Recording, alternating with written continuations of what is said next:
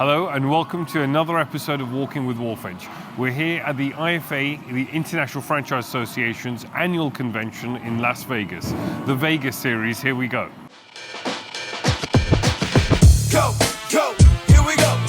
Go, go, now here we go. Now, go, go, here we go. You ain't never ever seen nothing like this. Go, go, here we go. Go, go, now here we go. Now, go, go, here we go. You ain't never ever seen nothing like this. Never have you ever seen something like me. Hello and welcome to another episode of Walking with Walfinch, the Vegas series. We're here at the IFA today and I'm with the very wonderful Stephanie Benze from AC Inc. and the field coaching team. That's what we do, the field coach experts. The field coach experts, great. So Stephanie, tell me, why are we talking? Tell me a little bit about yourself. What's the sitch? Oh man, we are talking, Emirates, because I love franchise field support. I think field support is really where it's at after we get our franchisees signed into our businesses and really indoctrinated in what the process is. The next step is continually supporting them through this really long journey that we've agreed to go on together. And there's a partnership there, right? That really needs to be paid attention to, fostered to get the success, the satisfaction that everybody wants to see in the franchise industry. That's really wonderful because I think some people sell a franchise and then that's it, right? You're going from a friend dev team to the field team, and there's a total disconnect between those two things. It's such a good point, right? If you were at the FBR Summit a couple of months ago, they did this big survey of tons of franchisees, and they asked them, what do you want out of your field support teams? And they said consistency, strategy, structure, that we come into a franchise system expecting we've got this nice little service in a box, right, to go out and do. They're wanting the same thing in service and support. What are you doing? What are the structures, the systems that we're using with our franchisees to help as much as possible ensure their success? That is very cool. So, for those that don't know, Anjacote and the business and the brand, how did that whole thing get started? Because I think it's a really interesting concept. You guys basically act as an outsourced support team for franchisors. Is that right? Yeah, I mean, we act as an outsourced support team for franchisors. So we'll come in and do the field coaching for you. We also come in and help you just identify the gaps, let you know what we see from our experience working with lots of franchisees, franchisors, suppliers, just being in the industry. And then we do professional development and education for field support teams so that they have systems, structure, processes as they go in to help these franchisees.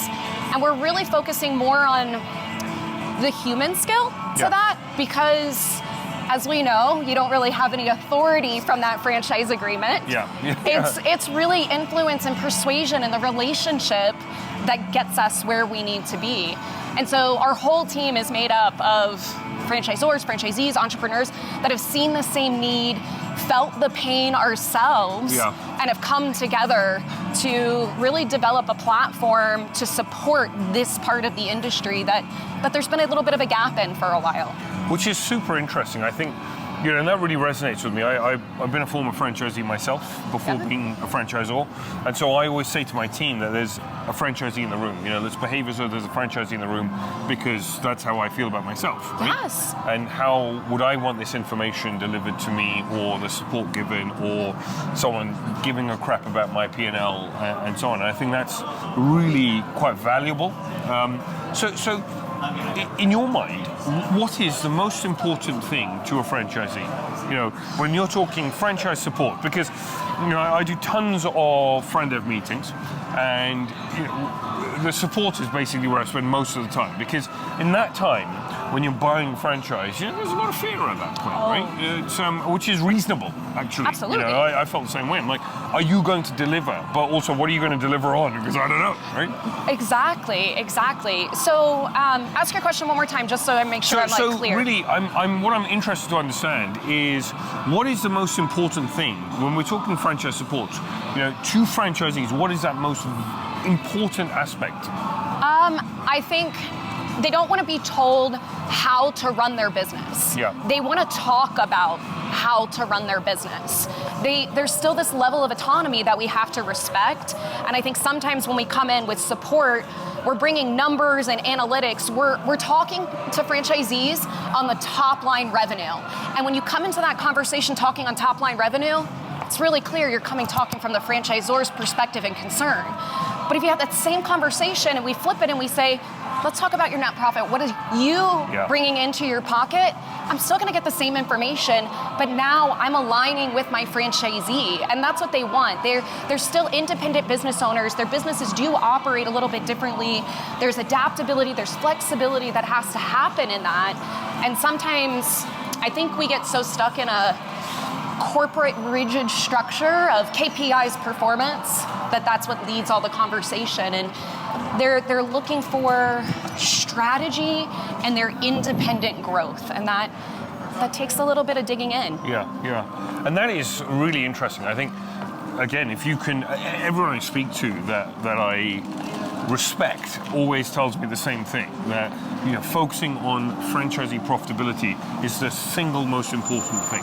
Absolutely. I mean, that you can sign franchises all day long, right? And keep doing those agreements, but that's a really long road you're hauling. Yeah. The real secret sauce here is having sustainability across a long period of time, and that's all on royalty sufficiency, right? That your franchisees are happy, they're satisfied, they're successful. You're bringing in and sustaining your franchise system on those royalties. You're planning for your own strategic growth. Yeah. And it's definitely a huge validator. It's really different in validation. And I don't think we think about that too. Franchisees are calling franchisees. They want to know the real deal. And those guys are not holding back. They're telling the truth. Everything they got to say. So why would you not want to say, we help you from the beginning to the end of this relationship to make sure you are satisfied, successful? It's just a little bit of a different approach, right? And if you were to say, and I'm going to put you on the spot here, so this could be edited out, so, right? So if I were to ask you the top 3 things when we're talking franchise support, if you were advising me as a franchisor, what are the top 3 things I can do to help support a franchisee? What are they? Clear communication, more transparent communication. They really do want to know the with them, what's in it for me, like you were calling out, right? That's a big part of it. But they also want to know, where is this franchise system carrying me, and what's that path? Because a lot of times we're changing systems and a lot of things fast, and they don't really see maybe the vision or the end game, and we're kind of holding that close to the vest. It's like what Mary Thompson said yesterday, right? Yeah, wonderful. It's right on that. I think consistency is another one. The field coach role, the support role, is one that turns over the most, right? And it's because it's a tough job, and we often think it's entry level, but also because of that change that's kind of constantly happening, and it means a franchisee has to get adjusted to a new coach who's a totally different style, different structures, different processes, things that haven't been completely built out for everybody in the system to be consistent like we want in a franchise, and that's what they're looking for. They don't mind that our support team is going to change, but when every time they change, everything changes, that's a problem. That's really hard, so we're looking for that. So a bit of change management as well, essentially, and really having, the consistent support. So is that with the franchisor to say, well, this is how we support franchisees, or who is that with? I think it's clear expectation setting in the beginning. You as a franchisor have to decide, are you going to invest your time, energy, effort, money, resources, all of these things on the front end, in front of, or in the back end, in the training and operations, right? The time's got to be spent. No matter what. It's just, where do you want to set that in your strategy? Now, in FranDev, we can do a lot of digging in. We can make sure we've got the right mindset, business acumen, all those things, and really flesh out franchisees. That might slow down our FranDev process a bit, right? Because we're making sure the right ones are coming in. Or we can say, okay, fine, we'll bring lots in, but that means that we have to have very robust structures afterwards to figure out what the gaps are that we didn't identify in the beginning. Because it's still going to be a problem, right? And we know who works well in our franchises. We know the common mentality, actions, and just how they dig into the business of what's going to be successful. And that comes back to that, you can either pay now or pay later kind of situation. But you got to pay. You got to pay. You got to pay. You got to pay, right? Yeah. So we're talking successful franchisees. What makes a successful franchisee? Resilience. ownership, accountability, right? You have to own the outcome, good or bad.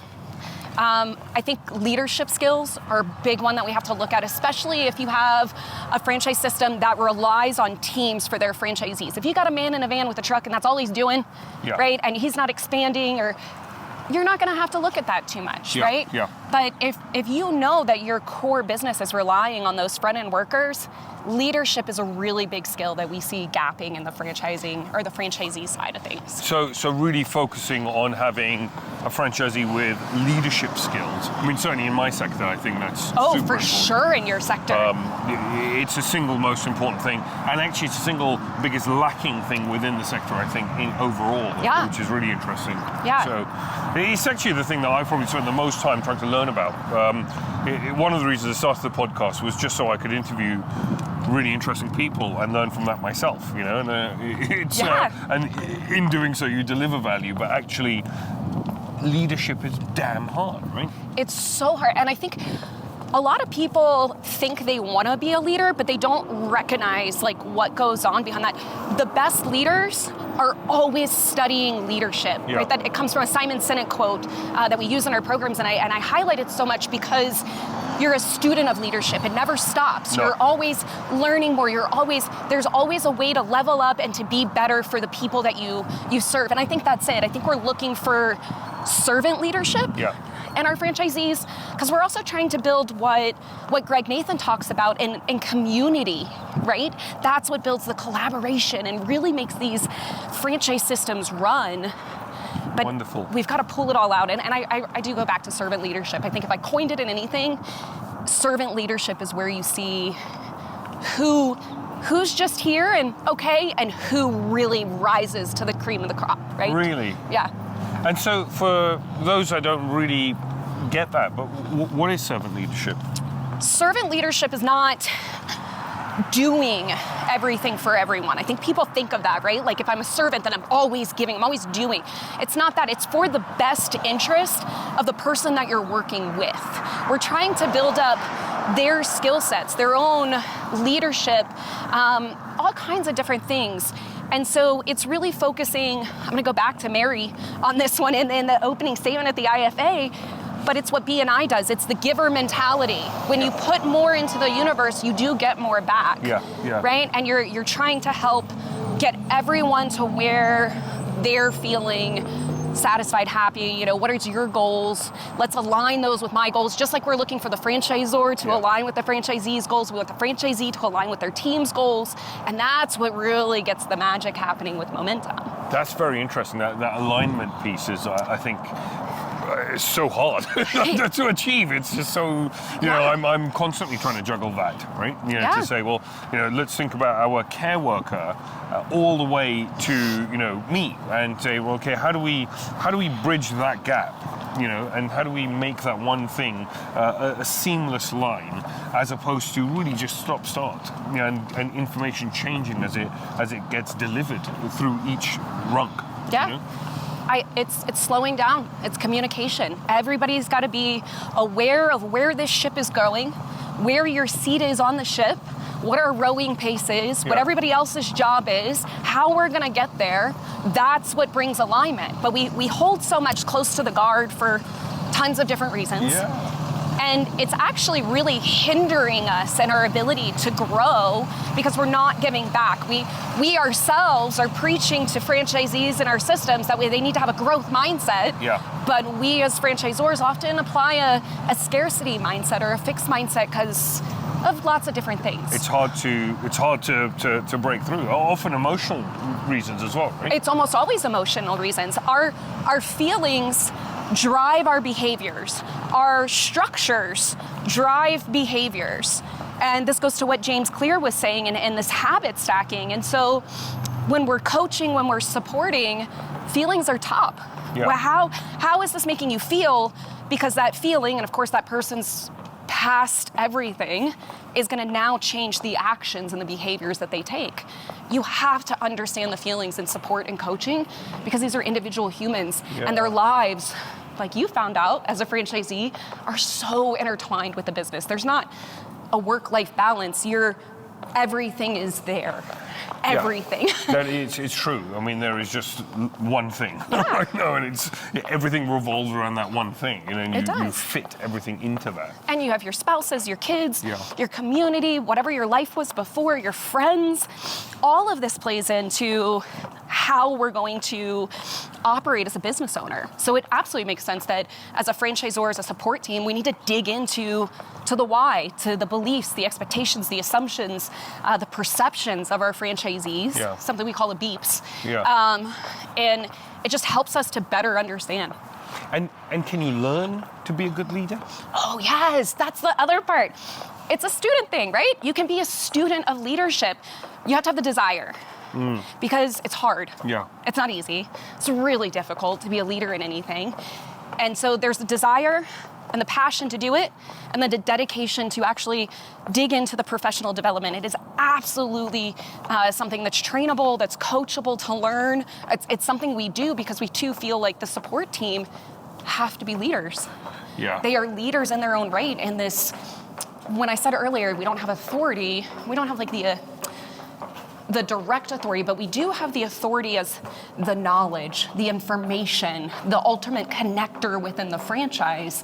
That's where they can establish that. That's where they can build their own leadership skills. And then they're kind of practicing what they preach. So the franchisees are seeing that. They're seeing it from our founders. They're seeing it from our support teams. And they're going, oh my gosh, that's what I got to do too. Yeah, and they just fall into suit because, again, it's part of the community, the culture.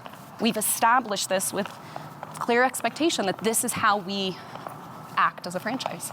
So, I mean, that is really interesting. I really, genuinely, I find that riveting, actually, because I think leadership, it's just, it's the hardest aspect of running a business. Yeah. When everyone talks about, people are the hardest part of running a business, it's leadership, right? Yeah. So you've put this program together. What do you think is the most powerful part of that when we're talking about leadership? It's going to seem a little weird, but I'm going to say what I see is validation and community. So many have these internal narratives, right? That's where our imposter syndrome comes from. A lot of people in the franchising industry think that their problems are very unique to just them and their silo, and they don't go to the IFA, they don't get on roundtables, they don't dig in with others and realize that it's not. Yeah. We're all facing the same problems, and we can learn together, but it also is validating to feel not alone, right? And so I think when that validation happens, then that open-mindedness starts to happen because they don't feel so bad about themselves. Everybody's dealing with this. So now I'm more willing to dig in and to learn, to ask questions.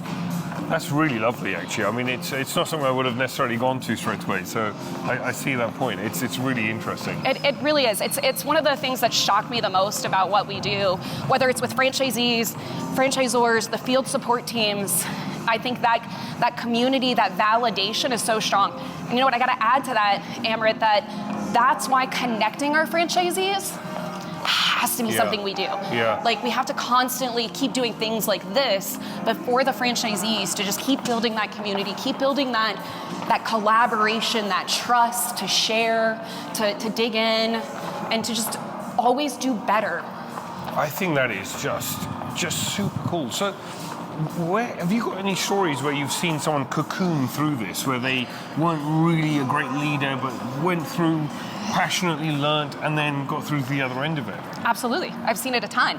I've seen it both sides, right? I've seen somebody that thought they wanted to be a leader, and then as they dug in, they were like, you know what, this isn't for me. I can't hold this weight, this pressure. And then I've seen others that wanted it so bad, but they didn't understand why it wasn't sinking in, why they weren't getting traction and results with their teams, because they were positive and happy people, but there was all these other little pieces missing in that leadership. Yeah. And so what we see is, as they focus in on that, they recognize it, and they totally do dig in, because it's like a gap identification, right? Yeah. And that's something we think is really important in the leadership role too, is teaching self-reflection to bring self-awareness. Teaching self-reflection to bring self-awareness. Nice. And actually, self-awareness is really where the whole thing sits, right? It is. And that's usually where most leaders don't understand where their own shortcomings are. So if we can just teach them to be humble, do a little reflecting, and then we teach them strategies about how to dig in, they're much more aware. And again, now we've already leveled up in our leadership skills. It's so true. I mean, when I first started running businesses, leadership just made me cross. You know, I was like, just listen to what I'm saying. For goodness sakes, this is how it's going to be done. But it took me years to unlearn that thinking and relearn a new thinking. Yeah. And actually, you talk about the learning. I mean, that's why I spend a week away from my family and spend thousands of pounds to come out here, because actually, it's really crystallizing that learning and saying, well, what am I taking away? It's the one thing that I can glean from this conversation with Stephanie and then say, let's go and implement that with our team. Yeah. And maybe push that 1% further, yeah. as we were talking about yesterday with James. But, you know, it's just super, super interesting. And so I usually wrap these up with asking the guests about one actionable item that one of our viewers can go away and say, this will help me on my journey to my first million. Now, what would that be for you? What's the kind of one most powerful piece in your heart? Go have a meaningful conversation with each of your franchisees independently, right? Maybe in small groups if we've got a lot of trust and vulnerability, and dig into their why. Why did they start the business? Why are they so passionate about it? What are they trying to get out of it in the end game? Those questions are the doorway to alignment, and then alignment is going to help feed all of those other things. So just dig in first, understand their why, their vision, their driving factors, and then from there, you know where to go. Real decisions from there. Yes, that's wonderful. Absolutely. That is great. Absolutely. Stephanie, thank you so much. Real pleasure to have you on. Absolutely. Thanks. So nice. Thank you. I learned a lot and I really enjoyed it. So. Absolutely. I appreciate it. It was fun. It was fun. And thank you for tuning into another episode of Walking with Walfinch, the Vegas series. Until next time.